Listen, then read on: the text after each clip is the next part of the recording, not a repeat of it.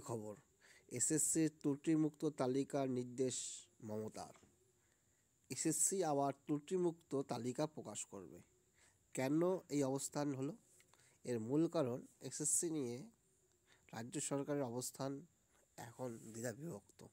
রাজ্য সরকার প্রাথমিক দিকে যে একটা শুধু টেন্টেড ক্যান্ডিডেট লিস্ট দিয়েছিল, সেটা নিয়ে সন্তুষ্ট নয় হাইকোর্ট থেকে সুপ্রিম কোর্ট, এবং সুপ্রিম কোর্ট শেষ পর্যন্ত আলটিমেটাম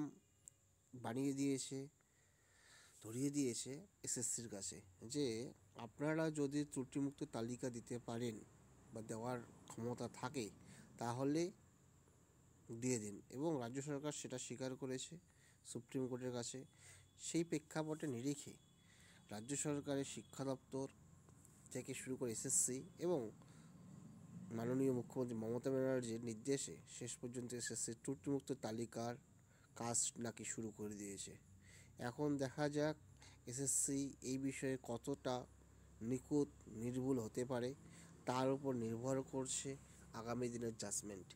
এখন সেই অপেক্ষায় তাকিয়ে রয়েছে এসএসসিতে নিযুক্ত 2016 শিক্ষক শিক্ষাকর্মী কর্মবৃন্দ। ধন্যবাদ।